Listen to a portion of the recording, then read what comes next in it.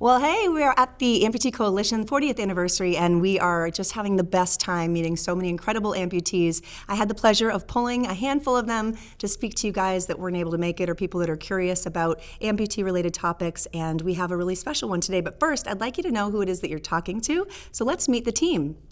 Who you are, where you're from, and what your win-loss My name is Craig Foster. I'm from Little Rock, Arkansas, and as you can tell, I'm a left leg below the knee amputee. Hi, my name is Anthony Spagnolo. I'm from San Diego, California, and I have also a BKA. Following in suit, my name is Tina Hurley. I'm a left below the knee amputee from New Hampshire. Hi, I'm Stephanie, and I am a right below knee amputee, and I live in Miami, Florida. Hello, I'm Tina Lou Linger from West Virginia, and I'm a right above knee amputee. My name is Dominic Marolia, and I am a right above the knee amputee, and I hail from Portland, Oregon. Awesome. So the first question is, what are some of the primary challenges that you faced as an amputee? That's a big topic. So I think beyond the obvious ones of mobility challenges, which I think everybody has some level of struggle related to that, obviously with below limb amputees, I think the largest barrier I had that I struggled with for many years was actually that of self-acceptance. This was a very long journey for me, to be honest with you. I lost my leg at 20, and it was really in my early mid-40s where I finally came to grips with it, went to therapy, took a bunch of actions in my life to address some of the challenges I had around it, and that really opened the door to many positive changes in my life. But that was probably the overarching challenge I personally faced. Thank you for sharing. I'm only 2.5 years out, but probably the biggest challenge I've found is learning that your nutrition and exercise is so important to everything. As far as being mobile, as far as being able to put your socket on, as far as just feeling comfortable with who you are at this point. And those two things, changing my nutrition and being more active and exercising almost daily, has made a big difference. Good one. So I had a kind of unusual situation in that I felt much better than I had before my surgery almost immediately, because I'd been in so much pain before the surgery that having the surgery actually really improved things, and things were going super well. And then I fell down a flight of marble stairs and it really set me back. And for the next year and a half, I was really kind of starting to question, am I ever going to get to where I thought I would get based on how things were going right after the surgery? And, we're all so different, like different systems, different prosthetics work for different people. And for me, what made the difference was when I found the right type of prosthetic device for me. And that's when I was able to be more active. But even before, when I was primarily using a wheelchair, just being able to stay active as much as I could in that way was really helpful, kept my spirits up and helped me stay active. Thank you for sharing. You heard me yap a lot, so I'll pass it over. Okay, so I'm a newbie, 10 months with my new leg, and I'm lucky that this happened. It was a motorcycle accident, tragic, just lost my leg. It happened later in life. I'm 65 when it happened. So I accepted the loss of my leg and, blessed with family and friends to help me. And this amputee, conference is amazing. The people I'm meeting, the things I'm learning. Like I said, I'm a newbie, but I was very active, and I just want to get my life back. Like golfing and hiking, biking. I was very active. Not touching the motorcycles anymore, but it was, a big part of my life of who I was. I always rode. At the time, I had 3 motorcycles, and I'm done, and I'm just really blessed to be here amongst these people, and I'm learning a lot. But what you're talking about too, which is something that I talked about, it's an identity changed. Yeah. Right? You were a motorcycle guy. Yeah. You're not that anymore, right? So like, who are you now? You get this rebirth in a sense and have to figure out this new identity, right? You are who you were, but like a different version. And who is that person? And that's a lot of stuff. Yeah. Yeah, I've been growing as an older guy. And it's, sometimes they say God doesn't give you anything you can't handle. And, I knew I could handle this. And it makes you a better person. It really does, You just see all the gratitudes, all the good things you have in life rather than, I lost my leg, all right. But, I could walk, I mean, it's the basics. So, yeah. That's right. You look at the sunshine, it's hard to see the shadows, right? For me personally, I'd have to say it was devastating, emotionally devastating. I was 17 when I started my job. I did 30 years there. I went to see my doctor, and he looked at the MRI and turned around and told me that I was going to have to retire. And I understood that one day I would retire, and then he uttered the words that I wasn't even going back to work the next day.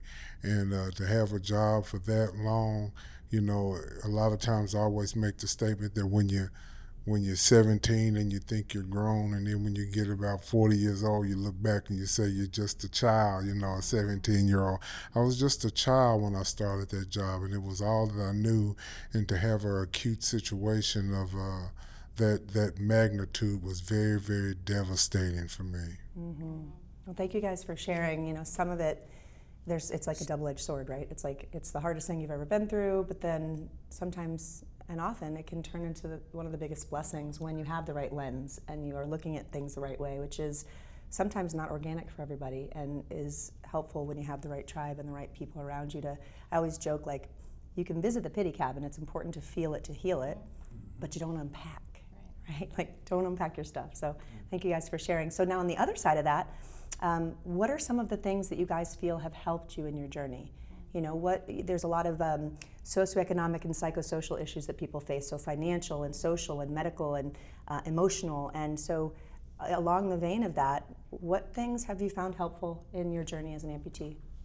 The things that I've found helpful for me has been the community. When you have positive people around you every day, and when you start going through things like rehab, and you can definitely see the light at the end of the tunnel, and you always have people there cheering you on and trying to give you the confidence that you need. And a lot of times we go through the grieving process, and I tell people all the time that the grieving process is a good thing, because at that point you realize that you can get past it. And the biggest thing that you realize is, and it's a lot of times it takes people to tell you that to grieve over something, it's okay. It's okay. Mm-hmm. Yeah, so true, Craig. Can we do the question again? Yeah, it's a loaded one. Many amputees could be facing this or looking at this, maybe they're pre-amputation, and they have no idea the Pandora's box they're about to open, right? And so if we were to educate amputees that are just in the thick of it or having a hard time with it or on the cusp of it, what in your new journey have been things that have been helpful to you, financially, socially, anything? Okay. Well, number one, I'm blessed because I'm retired when this happened. So financially, I'm good. My family and friends really showed up for me. I live alone. I have a dog, but the dog, believe it or not, I used to get out of bed because it was like a year till I was able to get a leg because I just wouldn't heal, had 5 surgeries. But I'd get up in the morning and there she was just wagging her tail, and I'd look at her and I'm like, I'd go from like, God, getting out of bed one leg to looking at her. So my dog was a big helpful. Also, I kind of dwelled in my church a bit, but I really got into it, and I realized the support there was amazing. I started taking classes and meeting a whole new bunch of people. So in reality, this led me to be more spiritual, grow with more friends that I didn't think I'd have. So community is big when this happens. So support groups, which I realized from this conference, I should have got involved with people like us, to have peer groups and tell me what I was going through. I first showed up at a Challenge Athletes Foundation in San Diego, and I saw people like me for the first time. There was young kids, old people, and handing me their cards and just talking to me. But it was my bad because I had a whole bunch of business cards and I really didn't reach out. So sometimes, I wish someone would have told me, you got to reach out and, talk to people like yourself and know what you go through. And here's another thing about being at this conference. There's hundreds of people here, and I feel like I could hug and talk to anyone here because we're all in the same boat. We're amputees for life. And it's kind of emotional for me. I want to cry like when I see people. So try to get to a conference like this. Yes, so many good things. I'll pass it over though. One thing that's been really important for me is my relationships with friends and family. And one thing that I discovered early on is people don't know how to be there for us when this happens unless they've had another amputee in their life. And so we have to learn how to ask people for what we need. I remember not too long after my surgery, a group of my friends decided to take a hiking trip, and they were really afraid it would hurt my feelings, and so they didn't tell me they were going, and I found out later. And so I was able to say, hey, I'm glad you're going hiking. You're right that it wouldn't work for me to go with you right now, but I want to know what y'all are doing. So, tell Give me. me the opportunity to decline. Yeah, exactly. I'll let you know if I'm not able to do it. And they really appreciated that feedback. And I've had the same experience with family. If we can learn how to ask for the type of support we need, a lot of times that really helps people because a lot of times they feel kind of helpless and they don't really know how to show up. That's such a good point because asking for help is so hard. Yes. But someone told me once, just a quick story. I had lost my leg, my husband left me. I had this big house, 2 dogs to take care of, big property, and I hid. I was so depressed clinically, and I didn't want anyone to see me that way because I was too prideful. And I couldn't eat because I was too depressed, and then I didn't have energy to get around my home on crutches because I wasn't eating because I was too depressed. And I had lost like 20-something pounds in 3 weeks. I was in the same pajamas for several days. I had a half-eaten protein bar on the side of my table, like fallen from grace. And everyone that called, I hit end. And my best friend broke into my home and found me in my bed. And you know the first word she said to me? You're selfish. She said that you are depriving the people that love you of being able to help you in your biggest time of need, and that is selfish. Make a different choice. Right? So, that tough love was what I needed, but truly you deprive people of joy in being able to give. And if we can start to view it through that lens, instead of the, I'm just needy and asking for help, it helps everybody. So that is such a good point. Thank you. Okay, I would have to say that our mindset is very, very important. I have 3 sons, and I lost my leg in April 2023, and my husband passed away in May of 2024. And when I lost my leg, they was like, "You've got this, Mom. It's your new normal. You're all right," which I was all right with that. But when I lost my husband, someone said to them, and this came back to me. My boys would never probably say this to my face. But they said, "How's your mom going to do this?" And my boy says, "Mom will figure it out." At first, I was angry that they said that because I felt like, they need to understand more. But now that stays in the back of my head.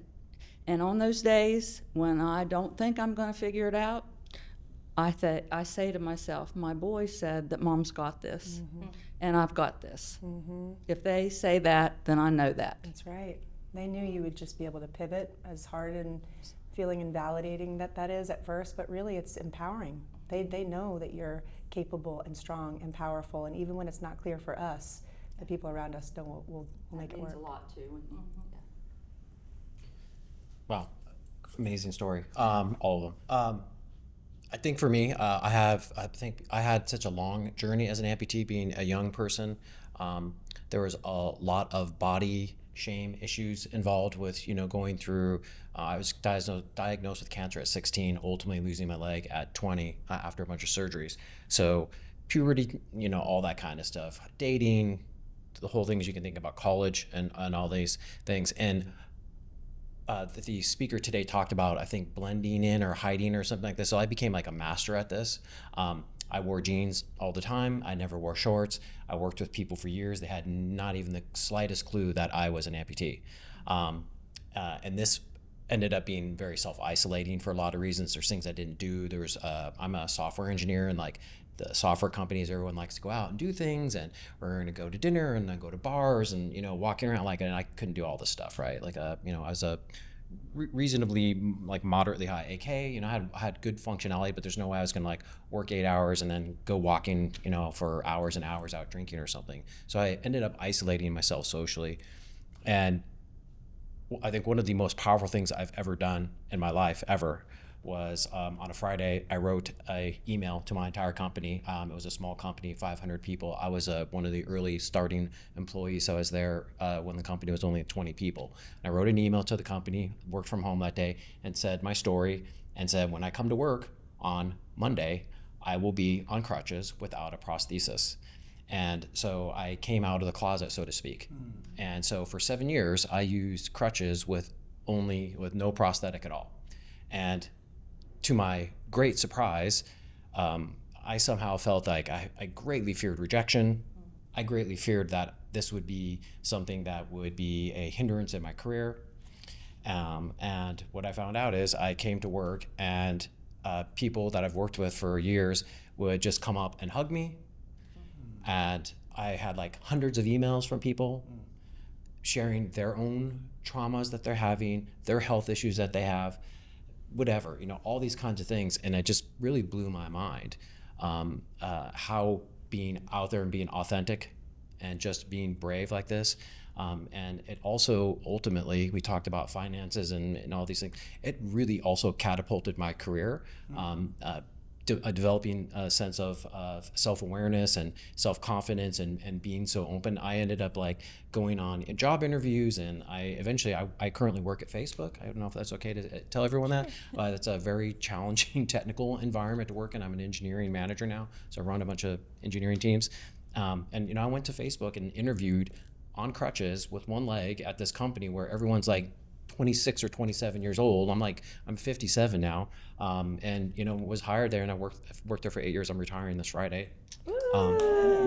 But that coming out of and being not afraid to show who you are and be authentic really completely changed my life. It was huge. Like, if there's nothing else, right, that you take away, and there's so much to take away, the power of showing up, right? Just, you don't know what you're going to get out of it. You're not sure if you're even up for it. But when you show up is where the magic happens, right? Showing up, asking for help, leaning into the things that people who know you say, even if you don't feel it, and like recognizing the strength, the tremendous strength in vulnerability, and the doors that then will open in being your authentic self.